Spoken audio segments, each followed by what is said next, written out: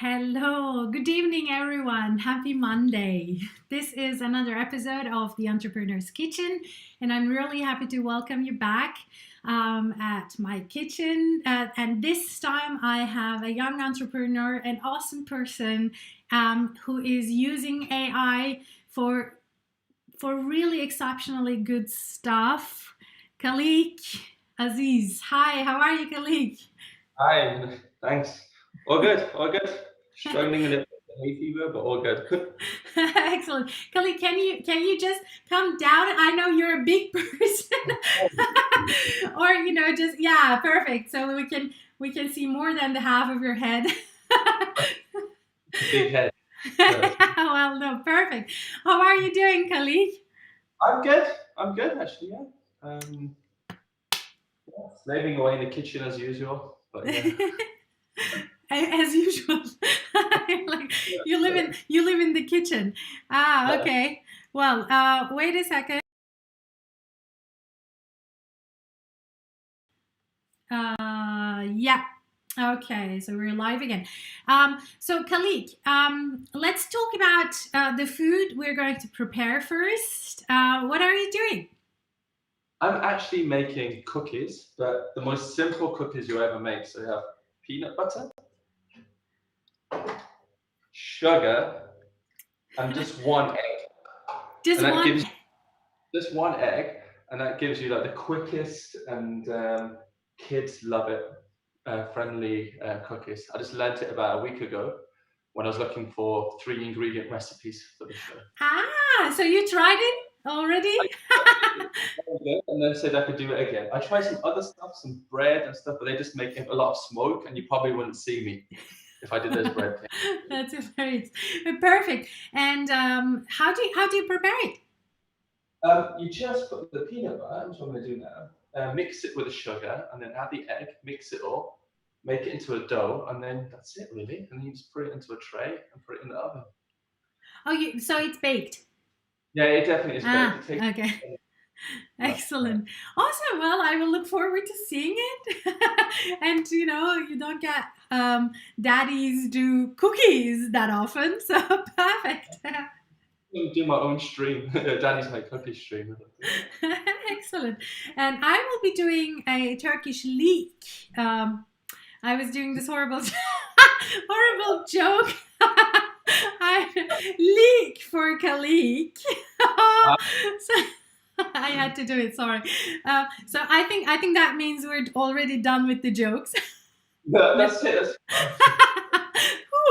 No. Uh, so I will be doing some leek dish that's Turkish. So you prepare the leek, and then you need a carrot. So I already sliced the carrot, washed the leek, and then you need some olive oil, and that's it basically. Also maybe if some people like, well, of course you need some salt, but some people also like a handful of rice. You can cook it all together with some water, and this is one of the best starters actually ever. And I'm going to be preparing for tomorrow. So- what's that? I couldn't hear you. Wait. it overall. What's the What? dish called? Well, it's called pırasa Hmm. in Turkey. Yeah, pırasa, which means actually just basically leek and nothing else. Yeah, So my name in Turkish is pirasa. pırasa, exactly. Well, Khalid, where are you from originally, actually? So I was born in the UK. So born and bred in the UK. Moved to Germany about I think 12 years, 13 years ago overall. And my parents are Persian Afghan. Yeah. Awesome. And how is life in Germany after UK? Uh, Actually, probably pretty similar to everybody in the world at the moment, being at home in quarantine. But the last actually, I really enjoyed it because I don't know, I never had any really problems here. I think Hmm. I can't imagine going back to the UK actually, to be honest. I think at the Yeah. moment. Well, I mean, you're one of the young leading entrepreneurs when it comes to AI. Can you talk about a little bit what sort of AI you're focusing on, what Semanto, your company, does, which is only one of your companies, one of the companies you're involved with. So let's talk about how you are using AI for good. Sure. So I mean, yeah. So the first company started about 10 years ago, and that's actually Samantha, which was our first baby. Mm-hmm. And like my background is actually non-AI, so I came from more of a psychology background, so actually profiling. So it was a kind of a Okay. So I have to check. So what do my jokes tell about me, Khaleeq? no idea the profile I've built about you over the last like 2 or 3 weeks. It's super fascinating. It'll be live at the end of this show. No, joking. But yeah, yeah. So it started, as being a profiler and trying to use psychology at the time to understand how psychopaths kind of tick and what makes them work. And that didn't really work through questionnaires, so try to find a more indirect way of doing it. And then it came about the idea what is language and what is speech and what does text and say Mm-hmm. about it. And then together with someone doing molecular biology but more protein design, and he said, yeah, he can like automatize what I know. And we created the first psycholinguistic algorithm. So basically looking at text and understanding the psychology, but also the mental states of people within that Mm-hmm. text, with a very short amount needed as well. And then a company around that that basically understands text and the person behind it, but also the psychology, the mental state, the emotions, pretty accurately in those different languages. Mm-hmm. That started and that started building and was doing pretty well, had a lot of like commercial success. And then we decided to found another company called Daylight, which was trying to do AI for sort of really trying to understand all the stuff that I learned about, all the teams, everything that we did wrong actually in the last 10 years. We can do it Mm-hmm. right in new companies, new startups, and see if we can try to do something good by using AI. And that's where we are. Well, my first question is how does actually, I mean, just going back for a second, how does actually one become a profiler? Do you have to bring some certain, talent for that kind of job? I was actually really lucky because my university at the time was the first university in the UK to do forensic psychology, which was the area. So I was doing the criminal psychology, and then I start specializing in forensics last year because they decided to actually bring in that kind of syllabus in there, and it's Uh-huh. super for me as well. So we were kind of the guinea pig profilers within the UK. So we really started actually learning about especially linguistics and forensic linguistics. What does profiling actually mean? And then Mm-hmm. we just started to do that. So we had a really fantastic professor who was actually one of the lead scientists in the UK working on profiling, and I basically tagged along everywhere until Mm-hmm. I got where we were doing things together and started building the first kind of database for profiling. And does profiling, forensic psychology, also give you a certain confidence in like negotiating and stuff like that? I'm thinking about people like Chris Voss and all those really interesting negotiators. Yeah, so what it does, it definitely doesn't give you many friends who WhatsApp you. Like, as soon as people know it, then they don't really send you anything. They find it fascinating, but you don't really get any friends. So I kind of keep that. But I guess, That's funny. yeah, but I guess what we learn in profiling and also like psychology generally, it's about patterns, and Yeah. that's why it's so. It's also it's understanding patterns and how and understanding why people do things. That really helps you actually keep your sanity sometimes, especially when people are doing great. Then actually you keep quite sane because you're kind of trying to understand why people are doing things, what patterns are out there, similar the way Mhm. that AI patterns, and that's why AI and psychology really fit very closely. Well, if you were to kind of analyze the political psychology of certain of certain people Yeah, I mean, do you look at tweets of Donald Trump, for instance, and what does that, what do his tweets tell about his psychology? Yeah, I mean, you can do that. I mean, we don't look for that kind of. It's not very enriching to look at if you look at Trump's tweets overall. And more interesting are people from the past, people like JFK.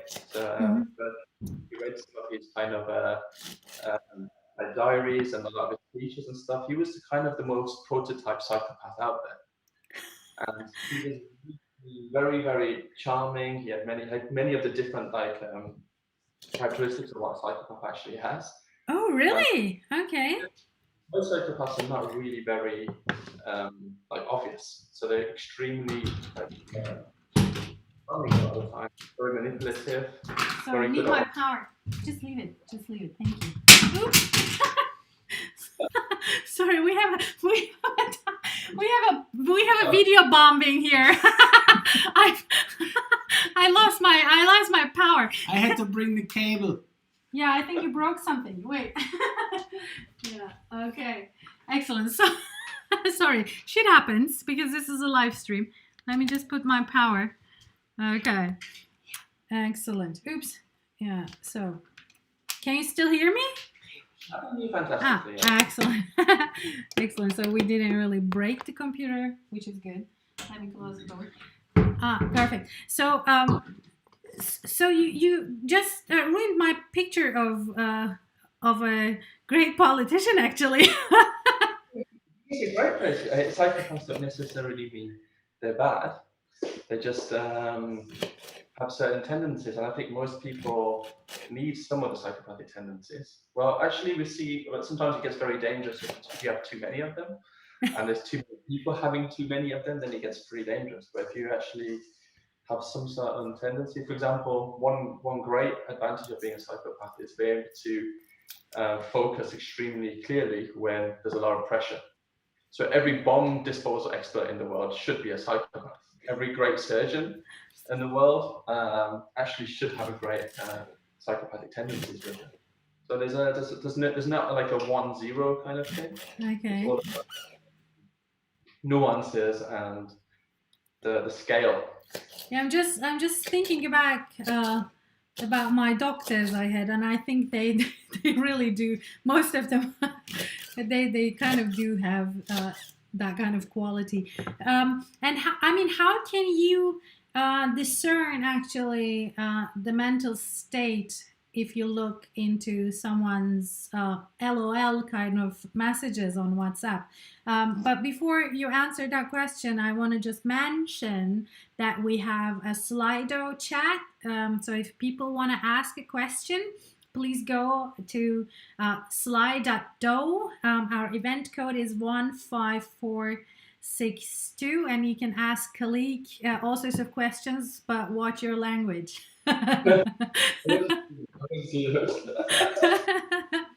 all messages will be like really encrypted now. So how can you discern it? I mean, just give me also a practical example. Can I also discern the emotions without knowing that person who is just writing to me?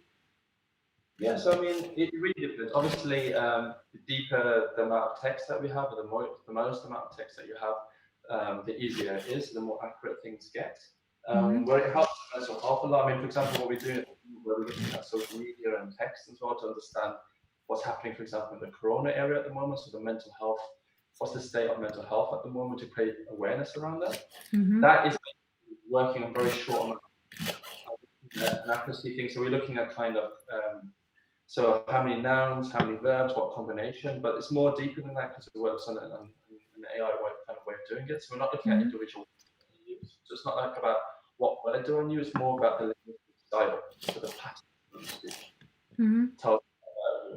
And if you go much more like clinically, or you go much more, for example, we're trying to work with some universities now, thinking about how mental health actually, of the mental well-being of their students and so, where a lot of students want to have that kind of self-help thing there, where they don't talk to somebody, but they want to have something which actually helps them and that kind of monitors them the same way they're monitoring their health. Then you need a lot more deeper kind of conversations. over time. And that kind of then sees like the nuances between what was there before and afterwards, because speech is actually the first thing that triggers and shows you the change in your mental health before anything else happens. Ah, okay. Um, and if people know about this, can they manipulate themselves and then give you like all wrong data?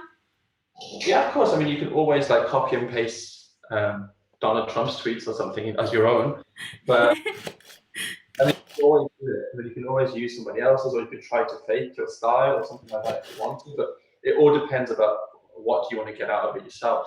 If you're trying to have something that's looking at your own mental health and trying to help you, then if you don't want it, then you just don't need to. I mean, obviously, all of this Corona shutdown thing is kind of really messing up with the mental health in general. And in Austria, for instance, we know that in-house domestic violence is, reaching very, very high levels. That people are really unstable, although we kind of take selfies and try to keep sane around quarantine and cook and spend family time. But is there any other insight, I mean, besides me or just a regular person seeing that stuff is not going quite as good? Is there any more insight that we can gain from your research? Yes, I mean, there's quite a lot of things that's happened. So we've seen how people are changing habits at the moment. So also people who have found God, for example, now some more religious kind of aspects. People who obviously got OCD are having a very tough time currently dealing with things. People with anxiety need to be reached out to a lot more as well, because there's a huge amount of people that we've seen was an increase in terms of anxiety and a lot of topics around that as well.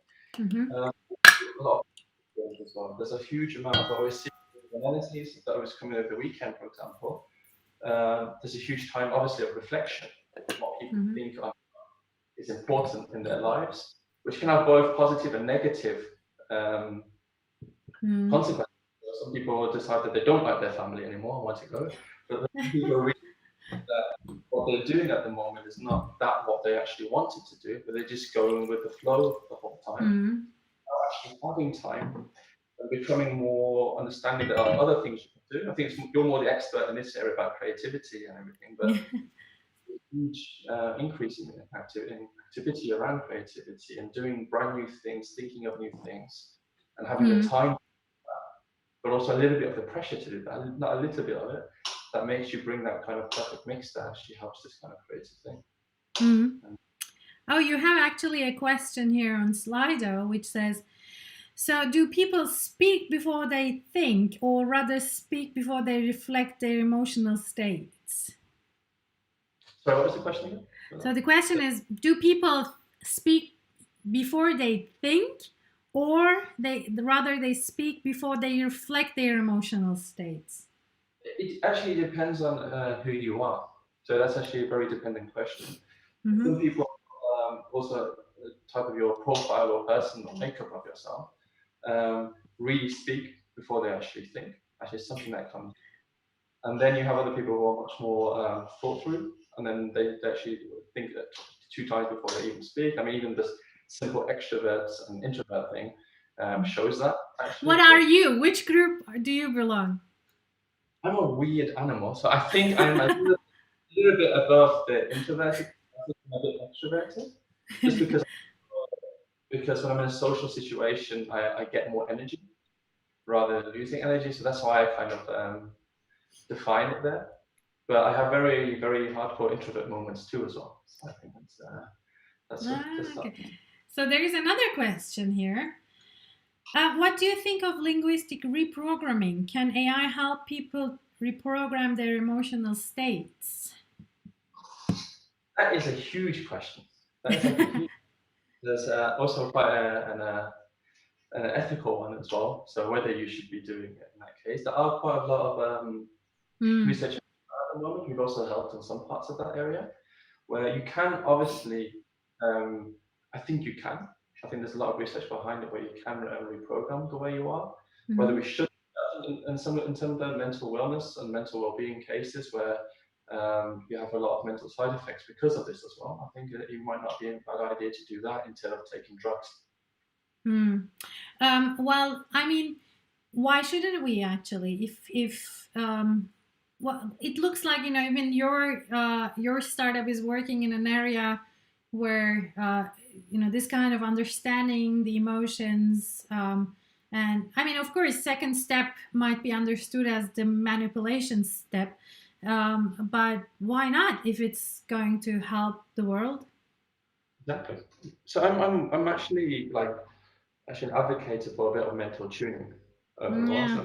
So if we can do it in a natural way, or we can do it in a way that we can really tap into other parts of our brain, then why not? I think we should do it. I think there's still a lot of questions that we need to answer before we get through, but I think we should definitely research that area more and more. And I think anything that gives us something that takes us away from taking medication and things like this as well, to suppress things, I prefer to have something that opens up things. Yeah, I mean, I kind of agree that, of course, but then come, questions around the ethical implications, I assume, as it is in most cases with artificial intelligence. Yeah, so when you gain insights from this data, what do you do with it?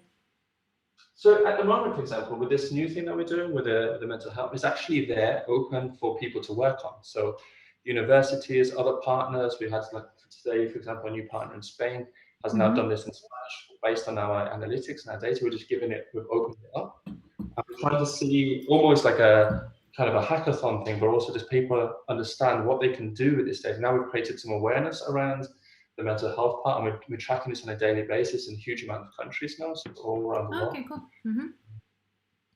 We actually want people to start working on it. So we want institutions, we want research entities and stuff to actually start working to see if they can put apps on top of it. There's a few fantastic mental health chatbots around, but they don't have the data to train properly on it. So we actually chatbots now to train, so that we're providing the data for that as well to happen.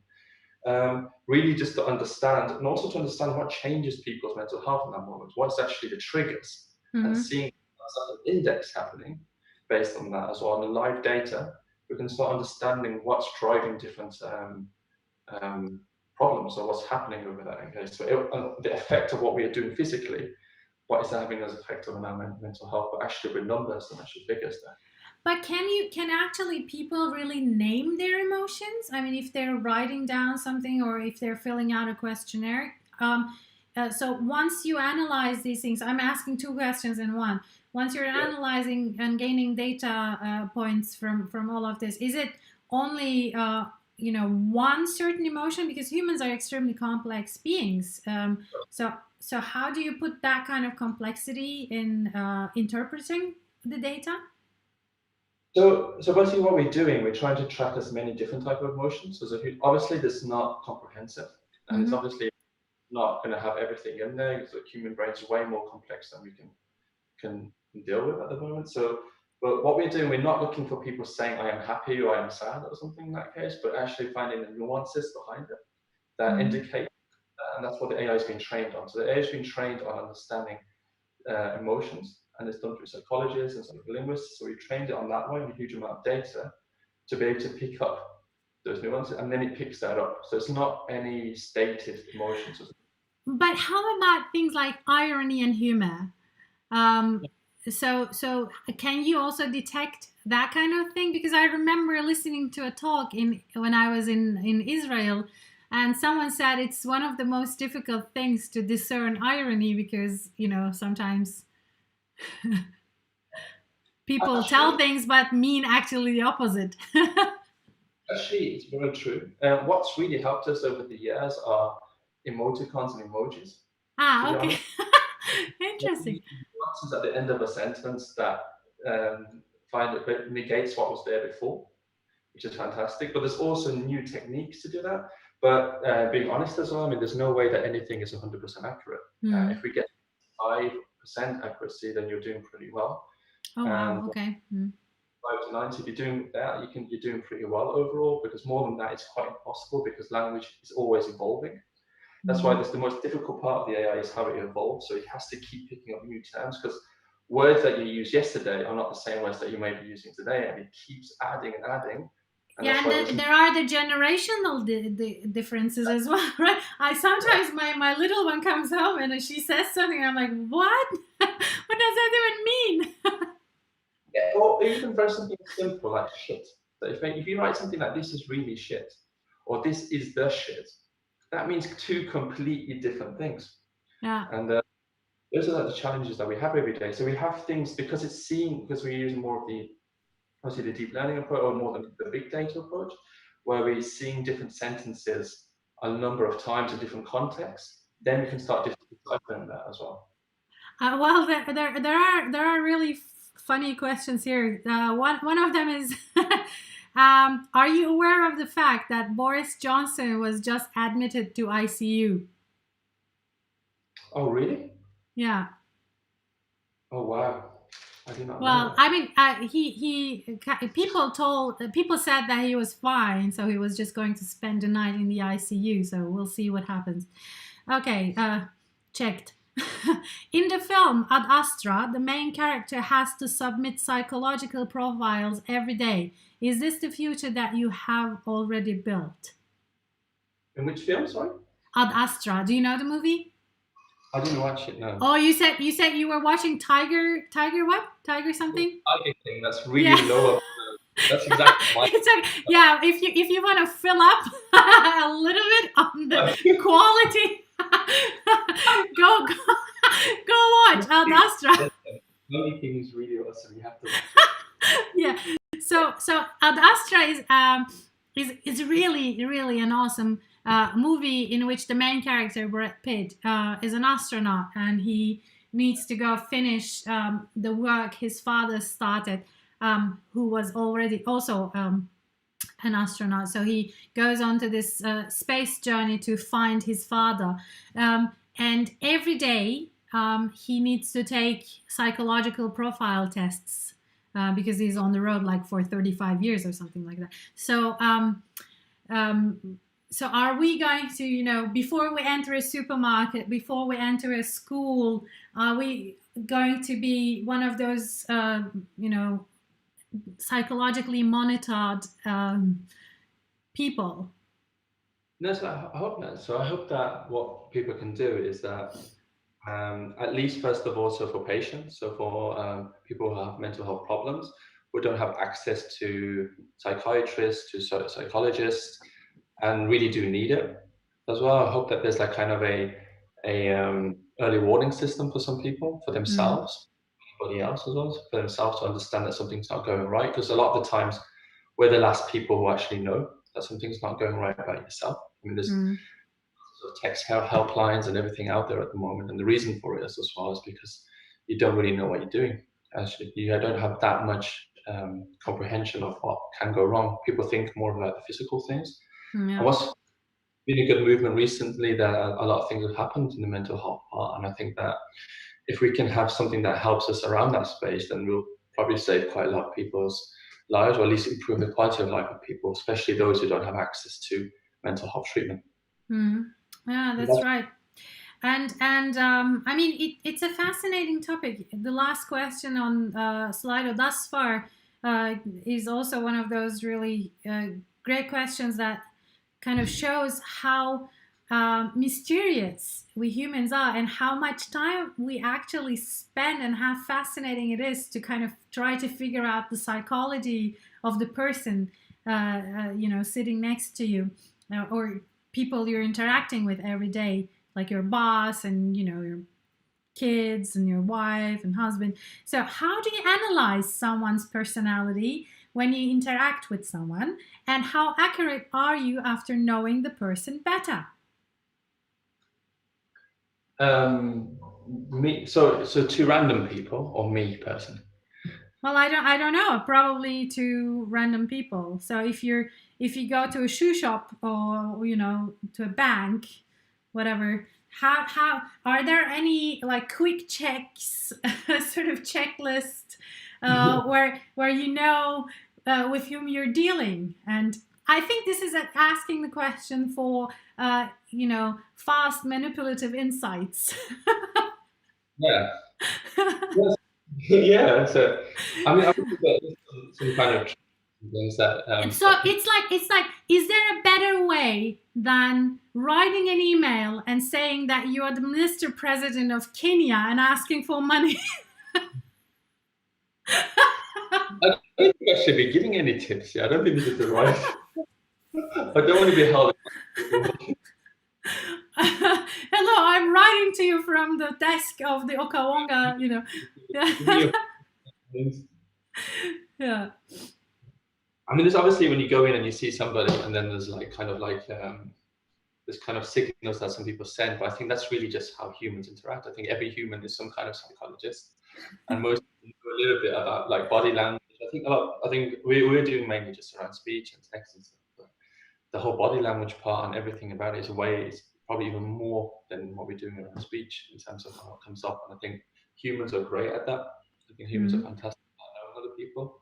And it'll be way better than any machine can do it. And I think the machine is mainly there to be able to have it on a larger scale so that it can be done in some kind of like structural way rather than but a human is going to be better.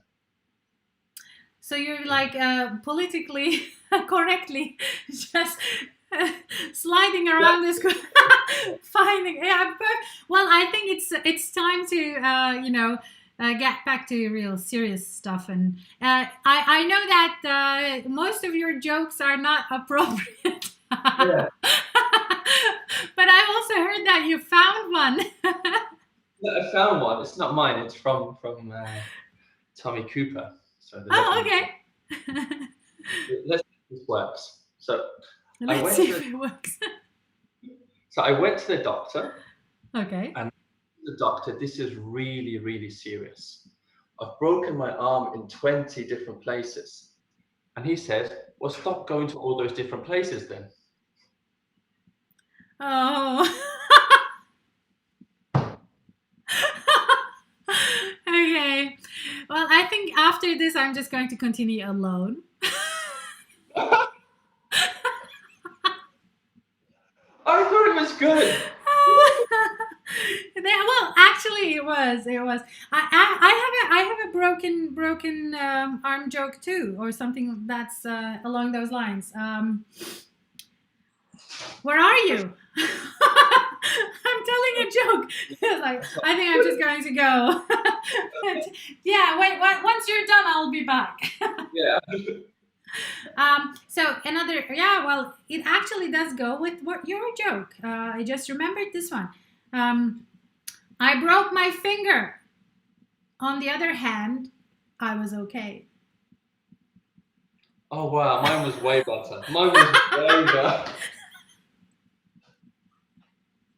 Yeah, it kind of was. No. Well, I might ditch this section, but if you just want me just to tell jokes all day, you can just let me. Yeah. So. No, actually, we had a couple of really good ones, so I have to just go back and maybe I should just outsource this part and ask people for jokes to their favorite jokes to tell. Maybe ask some funny people, not us. Yeah, definitely not a profiler. Yeah. No. Yeah, well, so how are you dealing with all of this corona madness in the company, because you guys are also not allowed to, how is mental health within your co-workers going? I think so. I think everybody's okay. I mean, we're quite used to having like this home office and like remote kind of working things. That's just quite good because so much has been done digitally, and we're doing a lot of through AI, obviously. So we basically are always in contact. We've been really good at doing this thing, but it's not 100%. I mean, the first couple of weeks were pretty easy, and then you do these kind of digital coffee breaks, and you suddenly realize it gets a bit boring if you don't do something else. That whole point. I don't know. I mean, like we have to keep thinking of new things, of like keeping people on there. The actual motivation. I think one of the best things was getting a project like that, like this mental health, to basically get everybody around it. So a new product idea, something that I haven't thought of before, just to actually do something that you can actually do some kind of good with it as well. So that really. How many people are working in your different companies? Oh, I don't know. I mean, Samantha is the main one. We have about 70 working there, and then we have Daylight, which is it's like the mother company, and then we have three other companies under Daylight, and each one of them have a few employees, and then we have a few other partnerships involved in. They have also players. So I don't know. So quite a few around things, but working. That's actually really cool. You were one of the really successful startups to actually become profitable quite early in the days. How were you able to actually raise awareness around these mental and psychological topics? You started working with marketing people, I know. One of the analyses you were doing was like customer center emails and stuff like that. But once you now really turn your focus to actually not only making money out of people's mental states, but helping people, how do your investors go about with this? Yes, we've been quite lucky because we never had like an institutional investor. We had like private people who are the high net worths who are really interested in that idea. And then as we moved along, then we got some more different kind of like investors on the very size. And then we decided to do this Daylight, which is this social influencer. And then it happens there as well. So actually startups and also great for them as well. So we were very lucky in the type of investor that we managed to get on board. I think most, to be really honest, most investors wouldn't have done it. Believe that we could actually do both, actually do something quite good. And but we were lucky in that case because we didn't say we're going to make money straight away. We said we time and we can have some runway because this kind of thing takes a lot longer because it's not all about profits in that case. It's all about having a social impact first and then everything else. But I think we understood that this is really great, and we had a very close relationship with them, and then we invest in different things afterwards as well. So anything that we have and build partnerships around it. I think the partnerships were super important because we realized you can't do everything yourself. No. You shouldn't. You should share things. And as soon as we started sharing and bringing other people on board, other companies, because we've got loads of universities on board, so the University of Valencia, professors in Columbia University in the States. There's obviously some MIT background that we had before, the thing where we met us the first time. But all that kind of stuff has really helped us build quite a great research background. So we publish papers every year, about 10, 15 papers, and that's for everybody to use. So all those insights, all the technology for everybody to use, just not just for us. That's so awesome. Khaleeq, how is your cookie doing? Actually really look good. You can't see them, but they look really good. Well, you will have to take one out. When they get done, it's only 2 minutes for dinner. Oh, really? Okay, well then, my food is also doing quite well. I wish you could smell this. It really, really is good. No, it smells excellent. Every now and then we have a tiny streaming issue, but I fix it immediately. I think we had a little sound issue for a couple of seconds, but it's all good now. Can you hear me? I can hear you. Yeah, perfect. Yeah. Well, what's next, Khaleeq? I actually don't know. I mean, we are spending a lot of time building all the companies out, trying to see what we can do with this. We're trying to grow them. So we're quite a good timeline about the different companies, what we're doing with them as well.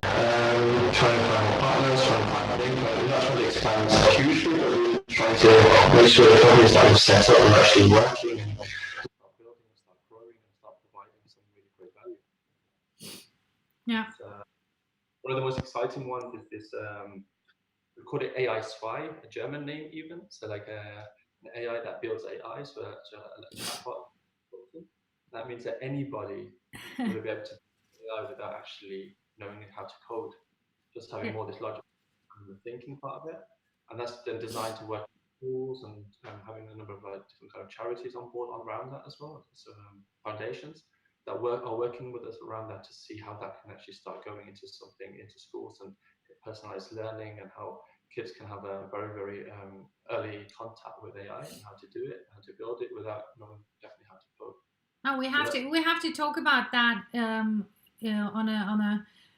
in private, because we just started our own foundation, so we have to really talk about that. Actually, there is another question here, I think, which is a good one. If I know what jokes you laugh about, what can I learn about you? Oh. Well, if you laugh at my jokes, you're a fantastic person.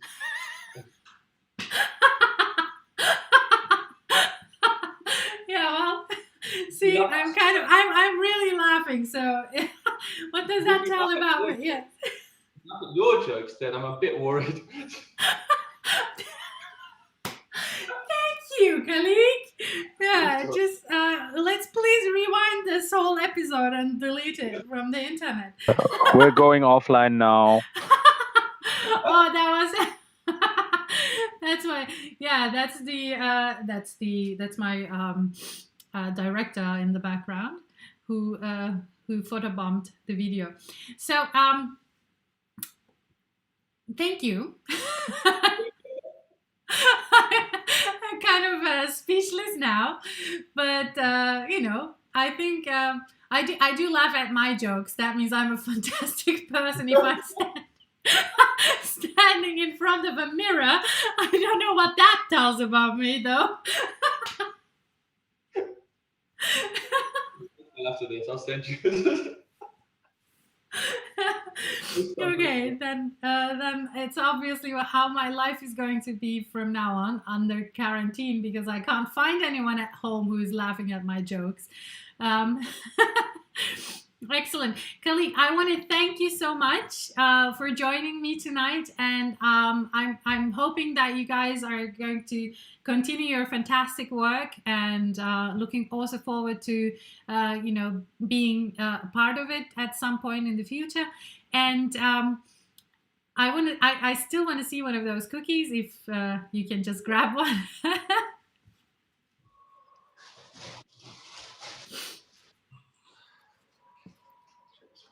Hey, look at this. Lovely. It's awesome. Well done. And here's my food. My leaky.